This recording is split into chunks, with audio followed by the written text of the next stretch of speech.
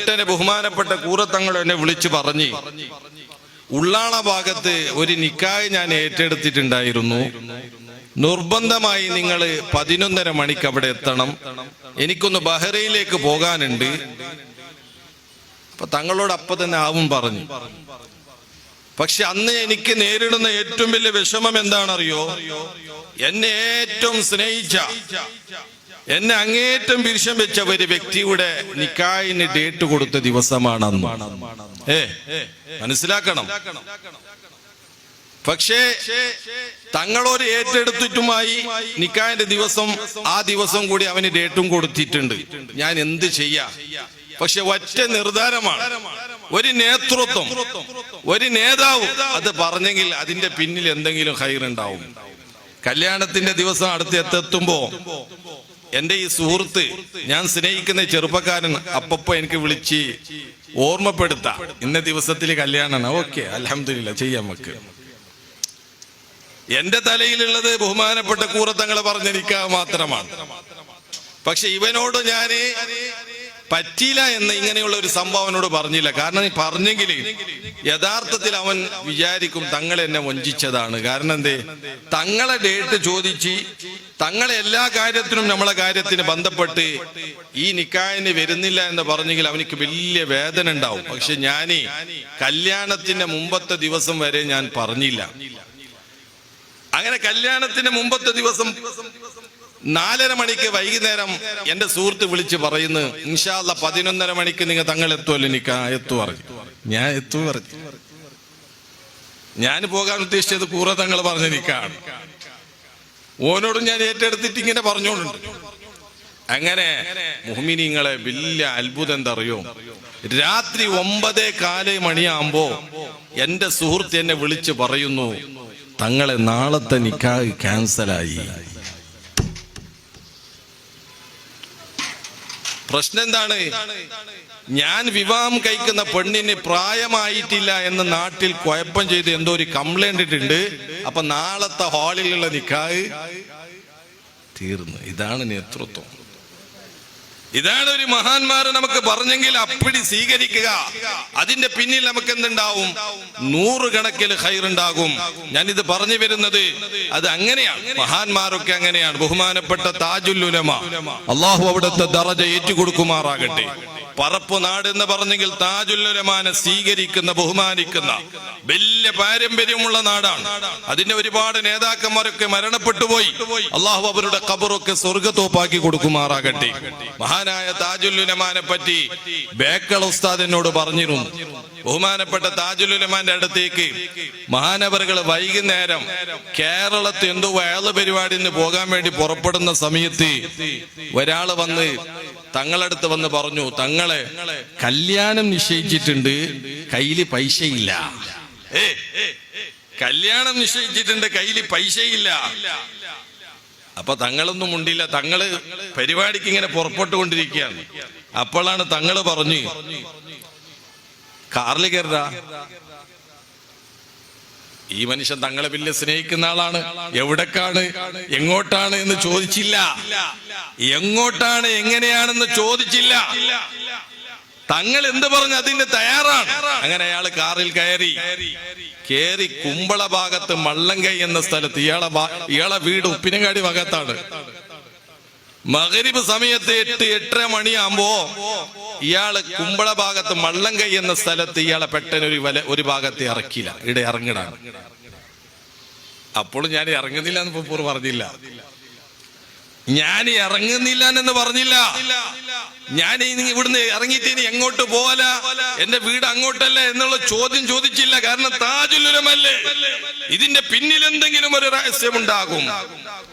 അങ്ങനെ ബഹുമാനപ്പെട്ട താജുൽ ഉലമ പറയലോടുകൂടി ഇയാൾ കാറിൽ നിന്ന് ഇറങ്ങിയിട്ട് ആകപ്പാട് ബേജാറില്, റബ്ബേ ഞാൻ ഇനി എങ്ങോട്ടാണ് പോകുന്നത്? അങ്ങോട്ട് പോകാനും ബസ്സില്ല, ഇങ്ങോട്ടും ബസ്സില്ല. എന്നെ മൂപ്പുറയുടെ ഇറക്കി പോയി. ഇതിന്റെ രഹസ്യം എന്ത് എനിക്കറിയില്ല. താജുൽ ഉലമാനെ അങ്ങേറ്റം സ്നേഹിക്കുന്ന ആളാണ്. ആ നേതൃത്വം എപ്പോഴും എനിക്ക് വേണം. അപ്പോഴാണ് കുമ്പള ഭാഗത്തു നിന്ന് ഒരു കാറ് വരുന്നുണ്ട്. ഇയാൾ ഇങ്ങനെ ഒരു ബേജാറിലിരിക്കുന്ന രംഗം കാണുമ്പോ ആ കാറ് നിർത്തി ഇയാളെ കയറ്റി ചോദിച്ചു, നിങ്ങെന്താ ഈടക്ക് വന്നതിന് ഈടെന്താ ഇങ്ങനെ പ്രശ്നം? അപ്പൊ പറഞ്ഞു, ഞാൻ ഇങ്ങനെ പ്രശ്നമാണ്, എൻ്റെ മോളൊരു കല്യാണത്തിന്റെ കാര്യത്തിൽ വലിയ ബേജാറിലുണ്ട്. അങ്ങനെ താജുലുലമന്റെ അടുത്ത് പോയി മൂപ്പര ഇങ്ങനെ കൊണ്ടുവന്നിട്ട് എന്നെ ഇറക്കി, അത്രേ ഉള്ളൂ, പിന്നെന്താ എനിക്ക് അറിയില്ല. അപ്പോഴാണ് അയാള് പറഞ്ഞത്, നിങ്ങളെ മകളെ കല്യാണത്തിന്റെ കാര്യം ഫുള്ള് ഞാൻ ഏറ്റെടുത്ത്. നിങ്ങളെ മകളെ കല്യാണത്തിന്റെ കാര്യം ഫുള്ള് ഞാൻ ഏറ്റെടുത്ത്. ഇതാണ് ഒരു നേതൃത്വം എന്നുള്ള. ആ നേതൃത്വത്തിൽ നമ്മൾ എന്താക്കാൻ പാടില്ല, അപ്പുറം ഇപ്പറാക്കാൻ പാടില്ല. അതങ്ങനെ അയാളെന്താ അങ്ങനെ ചെല്ലി, ഇയാളെന്താ ഇങ്ങനെ ചെല്ലി, അയാളെന്താ അങ്ങനെ പറഞ്ഞ് ഇങ്ങനെ. ഒരു നേതൃത്വം എന്ന് വന്നാൽ അതിൽ പരിപൂർണമായി സ്വീകരിക്കുക. അള്ളാഹു നമുക്കൊക്കെ മഹാന്മാരുടെ പൊരുത്തവും അവരുടെ നോട്ടവും അള്ളാഹു എന്നെന്നും നമുക്ക് നിലനിർത്തി തരുമാറാകട്ടെ. ബഹുമാനമുള്ള മുഹ്മിനീങ്ങളെ, ഞാൻ പറഞ്ഞു വരുന്നത് മഹാന്മാരായ ഔലിയാക്കന്മാരുടെ ദർബാറിൽ. കാരണം ഔലിയാക്കന്മാർ എന്ന് പറഞ്ഞെങ്കിൽ അവർക്ക് ഒരു പ്രത്യേകതയാണ് അള്ളാഹു ഖുർആനിൽ പറഞ്ഞത്. അലാ ഇന്ന ഔലിയാ അല്ലാഹി ലാ ഖൗഫുൻ അലൈഹിം വലാ ഹും യഹ്സനൂൻ.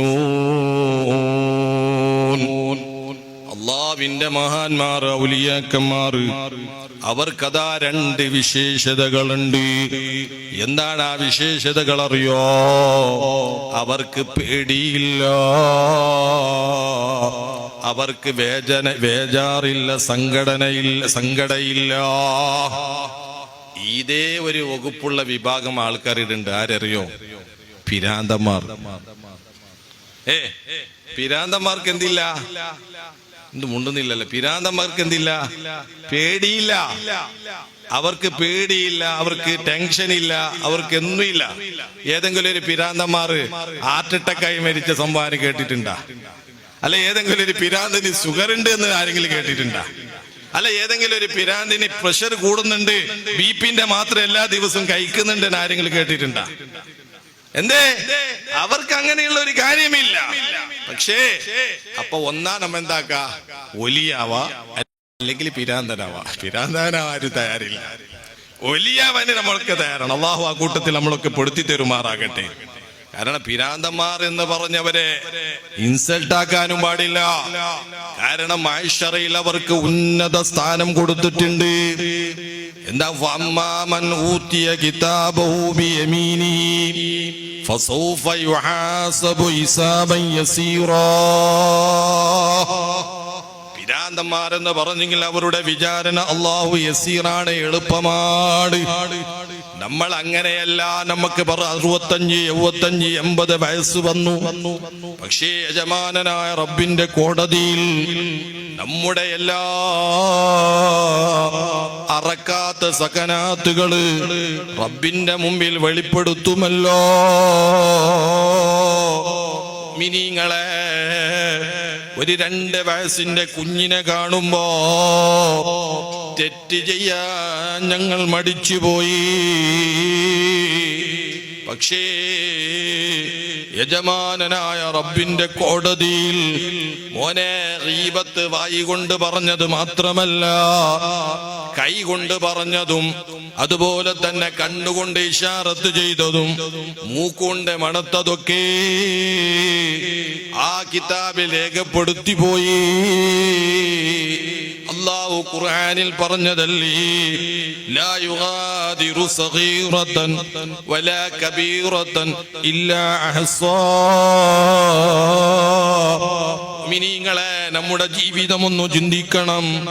നമ്മളെക്കാൾ ചെറിയ പ്രായമുള്ള ഒരാള് മരണപ്പെട്ടാൽ നമ്മളതാ മരണം കൊണ്ട് ടെൻഷൻ ചെയ്യേണ്ടത് എന്താണറിയോ? എന്നെക്കാൾ അയാള് നല്ല മനുഷ്യനാണ്, ആ ചെറുപ്പക്കാരൻ നല്ല വ്യക്തിയാണ്. എന്തേ എനിക്ക് 60, 65 വയസ്സ് പ്രായം അല്ലാഹു തന്നോ? അവനതാ 30, 20, 25 വയസ്സിലാണ് മരിച്ചത്. പക്ഷേ യജമാനനായ റബ്ബിന്റെ കോടതിയിലെത്തിയാൽ യാ അല്ലാഹ്, അവന്റെ കിതാബ് ചുരുക്കമല്ലേ, അവന്റെ വിചാരണ ചുരുക്കമല്ലേ. റബ്ബിലേക്ക് അർപ്പിക്കേണ്ടത് ചുരുക്കമല്ലേ? ഈ 70 വയസ്സ് ജീവിച്ച ഞാന് എന്റെ കിതാബ് എത്ര വലുതോ. മുഅ്മിനീങ്ങളെ, അതുകൊണ്ടാണ് ഞാൻ പറഞ്ഞു വരുന്നത്, പിരാന്തന്മാരെന്ന് പറഞ്ഞെങ്കിൽ അവർക്ക് ആഖിറത്തിൽ ഒരു പ്രത്യേകതയുണ്ട്. എന്താണ് അവരുടെ പ്രത്യേകത അറിയോ? അവരെ വിചാരണ എളുപ്പമാണ്. ആ ഭാഗം ഇരിക്കട്ടെ. ഞാൻ പറഞ്ഞു വരുന്നത് മഹാന്മാരായ ഔലിയാക്കന്മാർ. ഔലിയാക്കന്മാരെന്ന് പറഞ്ഞെങ്കിൽ അവർക്ക് ഈ ലോകത്തിന്റെ ടെൻഷൻ ഇല്ല. ഔലിയാക്കന്മാർ ബിപിയുടെ മാത്ര കുടിക്കലില്ല, അവർക്ക് പ്രഷറില്ല, അവർക്ക് തലവേദനയില്ല, അവർക്ക് കൊളസ്ട്രോൾ ഇല്ല. ഈ മഹാനവറുകളെ ജീവിതകാലത്ത് കണ്ട മുഅ്മിനീങ്ങളെ വ്യക്തികളെ ഞാൻ പണ്ട് കണ്ടിരുന്നു. പലരും പറഞ്ഞിരുന്നു അങ്ങനെയുള്ള ഒരു വ്യക്തിയാണ്. മയമൂപ്പർക്ക് പ്രശ്നമില്ല, വെയില് മൂപ്പർക്ക് പ്രശ്നമില്ല. നമുക്കൊരു സ്ഥലത്ത് നടക്കണമെങ്കിൽ അല്ലാ മഴ ഉണ്ടെങ്കിൽ നടക്കാൻ പറ്റുന്നില്ല, വെയിലുണ്ടെങ്കിൽ നടക്കാൻ പറ്റുന്നില്ല. ഈ മഹാന്മാർ അങ്ങനെയല്ല. അവരൊക്കെ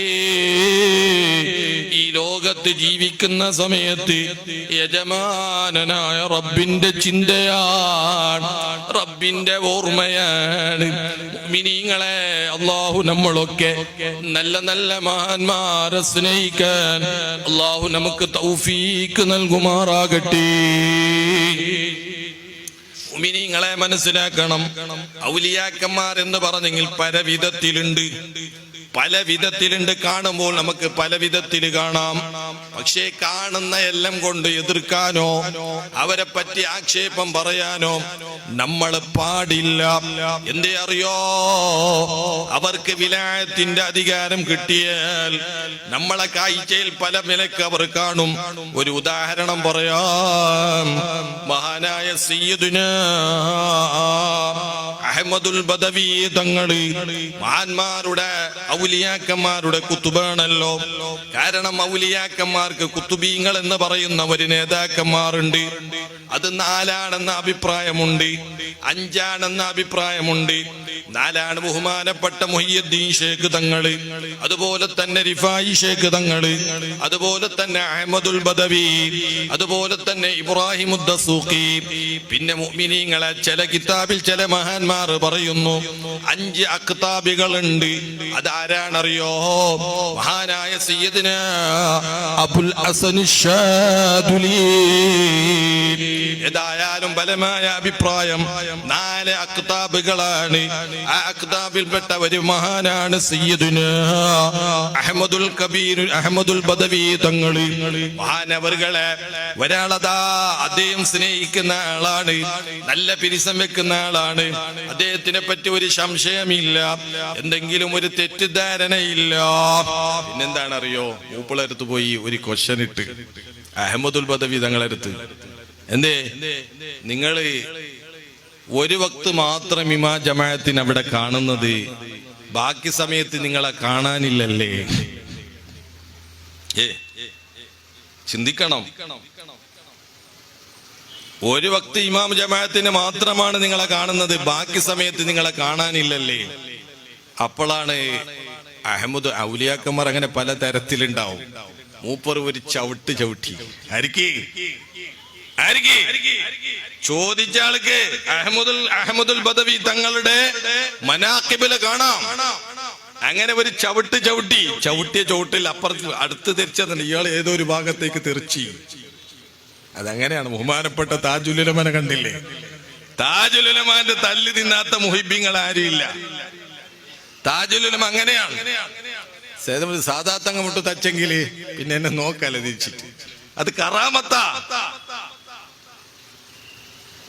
അങ്ങനെയുണ്ട്. ഔലിയാക്കന്മാർക്ക് പല വിധത്തിലുണ്ടാവും. അങ്ങനെ ബഹുമാനപ്പെട്ട അഹ്മദുൽ ബദവി തങ്ങള് ഈ വ്യക്തിയെ ഒരു ചവിട്ടി ഇയാള് തെറിച്ചു പോയത് എടറിയോ? ഏതോ ഒരു പോയിന്റ് ഭാഗത്ത് പോയിട്ട് ഇങ്ങനെ വെപ്രാളത്തിലിരിക്ക, ആരുമില്ല. അപ്പോഴാണ് ഒരു മനുഷ്യൻ അവിടെ നടന്നുകൊണ്ട് വരിക. അയാളോട് പറഞ്ഞ് ഇങ്ങനെ സംഭവം ഞാൻ ചോദിച്ചപ്പോ അഹമ്മദുൽ വദീവ് എന്നെ ചവിട്ടി, ഞാൻ ഇവിടത്തേക്ക് എത്തി, ഇനി എങ്ങോട്ട് പോകണമെന്ന് എനിക്ക് അറിയുന്നില്ല. അപ്പൊ അയാള് പറഞ്ഞ് ഇൻഷാ അല്ലാഹ് കുറച്ച് സമയം ഇവിടെ നിക്കി, കുറെ ആൾക്കാരുടെ നിസ്കരിക്കാൻ വരുന്നുണ്ട്, നിസ്കാരത്തിന്റെ സമയമാകുമ്പോ നിസ്കരിക്കാൻ ആള് വരുന്നുണ്ട്, അവരെ കൂടെ നിസ്കരിച്ച് പിന്നെ നിങ്ങൾ പോയിക്കോളി അറിഞ്ഞു. അങ്ങനെ മൂപ്പർ കാത്തിരുന്നു. അപ്പൊ കുറെ ആൾക്കാർ ആ സമയത്ത് നിസ്കരിക്കാൻ വരുന്നുണ്ട്. ആ നിസ്കാരത്തിന് ഇമാമത്ത് നിന്ന ആളാരാനറിയോ? സയ്യിദുനാ അഹ്മദുൽ ബദവി. മുഅ്മിനീങ്ങളെ, ഞാനിത് പറഞ്ഞു വരുന്നത് മഹാന്മാരായ ഔലിയാക്കന്മാർക്ക് അങ്ങനെയുള്ള ഒരു പ്രത്യേകതയുണ്ട്. ചില മുഅ്മിനീങ്ങളെ ചില കാണുന്ന സമയത്ത് അവരുടെ ജീവിതത്തിൽ ഒരു സുന്നത്ത് പോലും ഒഴിവാക്കാതെ മഹാനായ CM അബൂബക്കർ വലിയുള്ളാഹി തങ്ങള്, അല്ലാഹു അവിടുത്തെ ദറജയേറ്റി കൊടുക്കട്ടെ. ആ മഹാന്റെ പൊരുത്തം അല്ലാഹു നമുക്കും നമ്മളെ കുഞ്ഞു കുട്ടികൾക്ക് അല്ലാഹു നൽകുമാറാകട്ടെ.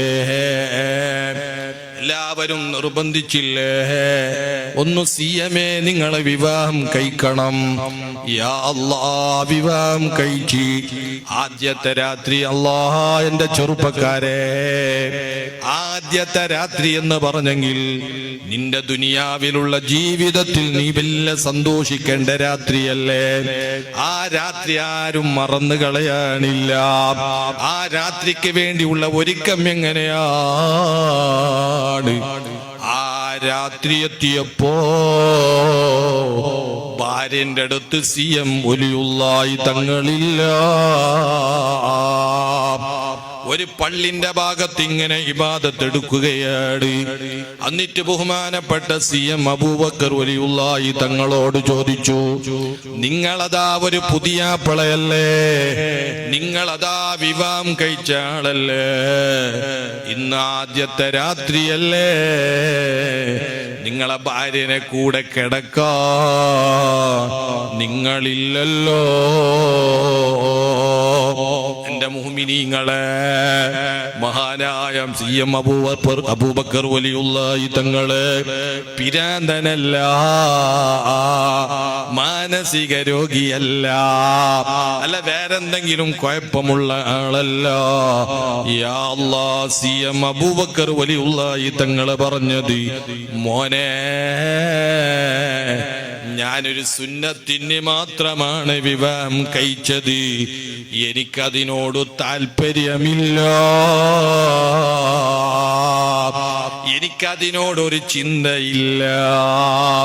അങ്ങനെ ഭാര്യന്റെ തലാക്ക് കൊടുത്തില്ലേ? മുഅ്മിനീങ്ങളെ, ഞാനിത് പറഞ്ഞു വരുന്നത് മഹാന്മാരായ ഔലിയാക്കന്മാർ അവർ പല വിധത്തിലുണ്ട്, പല നിലക്കുണ്ട്. വന്യരായ എന്റെ ബാപ്പ മുംബൈയിൽ അതാ 40-40 കൊല്ലം ജീവിക്കുന്ന കാലത്ത് അവിടെ വലിയൊരു മഹാനുണ്ടായിരുന്നു. ആ മഹാന്റെ പേരാണ് നങ്കബാബ. നങ്കബാബ എന്ന് പറഞ്ഞെങ്കിൽ മൂപ്പർ വസ്ത്രം ധരിക്കില്ല, മൂപ്പര് വസ്ത്രം ധരിക്കില്ല, പക്ഷെ മൂപ്പരെ കാണുമ്പോ എല്ലാവർക്കും പേടിയാണ്.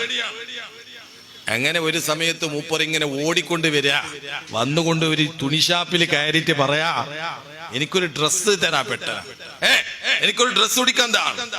അങ്ങനെ മൂപ്പർ ആ തുണിക്കാര് പീഡിയക്കാരെല്ലാം മൂപ്പറെ കാണുമ്പോ പേടിക്കല, കാരണം മൂപ്പരെ അത്ഭുതങ്ങളൊക്കെ മനസ്സിലാക്കിയ ആളാണ്, പക്ഷെ വസ്ത്രം ധരിക്കില്ല. അപ്പോഴാണ് പീഡിയക്കടക്കാരെ പെട്ടെന്ന് തുണിയും ഡ്രസ്സൊക്കെ കൊടുത്ത് മൂപ്പര് ധരിച്ചതിന് ശേഷം ഒരാളെ മൂപ്പരെ മുമ്പിൽ ഒരാൾ പോയി അല്പസമയം കഴിയുമ്പോ പറഞ്ഞു, ഇനി വേണ്ട ഡ്രസ്സ് മാറ്റിച്ച്. അപ്പൊ മനുഷ്യനായിട്ട് മൂപ്പർ കണ്ടത് അയാളെ മാത്രോ? മനുഷ്യനായിട്ട് മൂപ്പർക്ക് കണ്ടത് ആരെ മാത്രോ? അപ്പൊ ഇയാൾക്കറിയാം അയാളൊരു ഒലിയായിട്ടുണ്ടാവും, അയാളൊരു കാര്യമായ വ്യക്തിയായിട്ടുണ്ടാവും. ഞാൻ പറഞ്ഞത് അങ്ങനെ പല വിധത്തില് ഔലിയാക്കന്മാരുണ്ട്. അങ്ങനെ മൊത്തത്തിൽ മുഅ്മിനീങ്ങളെ ഔലിയാക്കന്മാർ പല വിധത്തിലുണ്ട്. അൽഹംദുലില്ലാഹ്, നമ്മളെ നാട്ടിൽ അന്ത്യവിശ്രമം കൊള്ളുന്ന മഹാനായ വലിയുള്ളാഹ് ജീവിത ചരിത്രങ്ങളൊക്കെ പഠിച്ചവരും കണ്ടവരും മനസ്സിലാക്കിയവരുമാണ് നമ്മുടെ ഉപ്പാപ്പന്മാർ, പ്രായമുള്ളവർ. അല്ലാഹു അവരുടെ ബർക്കത്ത് കൊണ്ട് നമ്മളെ നന്നാക്കി തരുമാറാകട്ടെ. മുഅ്മിനീങ്ങളെ, നമുക്ക് രക്ഷപ്പെടാൻ ഒന്നുമില്ല. ഈ പാവപ്പെട്ട സാദാത്ത് തങ്ങളടക്കം മുഅ്മിനീങ്ങളെ 10, 48, 49 വയസ്സ് പ്രായമായി. യാ അല്ലാഹ്, ഞാൻ കുറെ നിസ്കരിച്ചു എന്ന് പറയാം, കുറെ നോമ്പ് നോക്കി എന്ന് പറയാം. പക്ഷേ അല്ലാഹു പൊരുത്തപ്പെട്ട നിലക്ക്, അല്ലാഹു സ്വീകരിക്കുന്ന നിലക്കുള്ള ഒരു വക്ത് നിസ്കാരം എന്റെ ജീവിതത്തിൽ വന്നുപോയിട്ടുണ്ടോ എന്ന് പറയാൻ ധൈര്യമില്ല. ആ നിലക്ക് ജീവിക്കുന്ന ചണ്ടി ചവറുകള് അല്ലാ, പ്രഭാത സമയമായാൽ രാത്രിയുടെ ഇടയിൽ നമ്മളെ തെറ്റുകളെ നമ്മളെ കളവുകളെ നമ്മളെ നോട്ടങ്ങളെ നമ്മളെ ഹറാമുകളെ മിനിങ്ങളെ, മഹാന്മാർ ജീവിച്ചിരിക്കുന്ന സ്വഹാബത്തിന്റെ ചരിത്രം വേണ്ട, മിനിങ്ങളെ താബീങ്ങളെ ചരിത്രം വേണ്ട, നമ്മൾ ജീവിച്ചിരിക്കുന്ന മഹാന്മാരുടെ ജീവിതം കണ്ടില്ലേ? എന്റെ വന്യരായ ബഹുമാനപ്പെട്ട താജുശ്ശരിയ, അല്ലാഹു അവിടുത്തെ ദറജ ഏറ്റി കൊടുക്കട്ടെ. എന്തൊരു മുഖമാണ്, എന്തൊരു ഉപദേശമാണ്, എന്തൊരു സ്വഭാവമാണ്. ഇൻഷാ അല്ലാഹ് ആ മാനവർകളെ അടുത്ത് തന്നെ ഉറൂസ് നടക്കാൻ പോവുകയാണ്. ഞാനിത് പറഞ്ഞു വരുന്നത് ആ മഹാൻ ധൈര്യത്തോടെ പറഞ്ഞില്ലേ, ഇതുവരെ ജീവിതത്തിൽ ഒരാളെ ഗീബത്ത് ഞാൻ പറഞ്ഞിട്ടില്ല, ഒരാളെ ഗീബത്ത് ഞാൻ പറഞ്ഞിട്ടില്ല. മുഅ്മിനീങ്ങളെ, നമുക്ക് പറയാൻ ധൈര്യമുണ്ടോ? നമുക്ക് പറയാൻ ധൈര്യമുണ്ടോ? ഇന്ന് പ്രഭാതം മുതൽ തന്നെ ഞാൻ എത്ര ഗീബത്ത് പറഞ്ഞവനാണ്, ഞാൻ എത്ര തെറ്റ് ചെയ്തവനാണ്, ഞാൻ എത്ര ഹറാമ് കണ്ടവനാണ്. മോനെ, ഞാൻ എന്റെ വാക്ക് നിർത്തുകയാണ്. നമുക്ക് രക്ഷപ്പെടാനുള്ളത് മഹാനായ സയ്യിദുനാ അനസ് ഇബ്നു മാലിക് റളിയല്ലാഹു അൻഹു ഹബീബായ നബി തങ്ങളെ ഖിദ്മത്തെടുത്തു, റസൂലുള്ളാഹി തങ്ങളെ ഖിദ്മത്തെടുത്തു. 10 വർഷത്തോളം ഖിദ്മത്തെടുത്ത് അനസ് ഇബ്നു മാലിക് റളിയല്ലാഹു അൻഹു പറയുന്നു, ഈ 10 വർഷത്തിന്റെ ഇടയിൽ എന്നെ സന്തോഷിപ്പിച്ച ഒരു വാക്കുണ്ട്. എന്താണറിയോ? അൽ മർഹുമ മൻ അബാ. മോനെ, നീ ആരെ സ്നേഹിക്കുന്നുണ്ട്, നീ ആരെ ഇഷ്ടപ്പെടുന്നുണ്ട്, അവനെ കൂടെയാണ് നീ സ്വർഗത്തില് എന്ന് മുത്തു റസൂലുള്ളാഹി തങ്ങളെ പറഞ്ഞത് ഞാൻ എന്റെ ജീവിതത്തിൽ ഏറ്റവും സന്തോഷിക്കുന്ന വാക്കാട്. മുഅ്മിനീങ്ങളെ, എന്നതുപോലെ നമുക്കിവിടെ പറയാമല്ലോ, മഹാനായ പറപ്പു വലിയുള്ളാഹി തങ്ങളെ ഉറൂസ് നടത്തുമ്പോ ആ മഹാന്റെ കാളിന്റെ അടിയിൽ വന്നവനാട്, മജ്‌ലിസിൽ ഇരുന്നവനാട്, അവിടെ നടക്കുന്ന നല്ല കാര്യത്തിന് ഞാൻ സഹകരിച്ചവനാട്. ഒന്ന് പറഞ്ഞ് റബ്ബിന്റെ മുമ്പിൽ നമുക്ക് അവരെ കൂടെ ഒന്ന് രക്ഷപ്പെടാമല്ലോ. അല്ലാഹു നമുക്ക് ഭാഗ്യം നൽകട്ടെ, അല്ലാഹു നമുക്ക് തൗഫീഖ് നൽകുമാറാകട്ടെ. മുഅ്മിനീങ്ങളെ, മഹാന്മാരായ ഔലിയാക്കന്മാർ, അവരുടെ പൊരുത്തവും അവരുടെ നിയന്ത്രണം നമുക്കതറിയില്ല. നമ്മൾ വിചാരിക്കാത്ത നിലക്കാണ് ഇവിടൊക്കെ നടക്കുന്നത്. മുഅ്മിനീങ്ങളെ, 2-3 ദിവസം മുമ്പ് ഒരാളെ എന്നോട് വിളിച്ചു പറഞ്ഞു, തങ്ങളെ, നിങ്ങളെ പറപ്പൂറൂസിന് നിങ്ങളെ വിളിച്ചിട്ടില്ലേ? മുഅ്മിനീങ്ങളെ, ഞാൻ അയാളോട് മറുപടി പറഞ്ഞത് ഇതേ ജമാഅത്തിൽപ്പെട്ട ആളാണ്. ഞാൻ പറഞ്ഞു, ഞാനൊരു സലാത്തിന് അവിടെ അടുത്തു പോയിരുന്നു, അതുകൊണ്ട് ഇനി പെട്ടെന്ന് പോകണ്ട എന്ന നിലക്കായിരിക്കും. പിന്നെ ഞാൻ അയാളോട് പറഞ്ഞു, ഇതാ എല്ലാത്തിനും അവിടെ നിയന്ത്രിക്കുന്ന മഹാനില്ലേ, അവിടെ ആര് വരണം, അവിടെ ആര് പ്രസംഗിക്കണം, അവിടെ ആര് ദ്വാരിക്കണം, അവിടെ ആര് നേതൃത്വം വഹിക്കണം, അതിന് ആത്മീയമായ നിനക്ക് നിയന്ത്രിക്കുന്ന മഹാനില്ലേ, ആ മഹാനെ വിളിക്കാതെ നമുക്ക് പോകാൻ പറ്റിയില്ല. ഈ വാക്ക് പറഞ്ഞിട്ട് 3 ദിവസമേ ആയിട്ടുള്ളൂ. ഇന്ന് രാവിലെ എനിക്ക് ഫോന് വിളിച്ച് തങ്ങള് പറയുമ്പോ ഞാൻ ഇങ്ങനെ ചിന്തിച്ചു പോയി, അത്ഭുതപ്പെട്ടു പോയി. അല്ലാ, ഈ മഹാൻ എന്നെ ഒന്നും അംഗീകരിച്ചല്ലോ, എന്നെ അവിടത്തേക്ക് ക്ഷണിച്ചല്ലോ.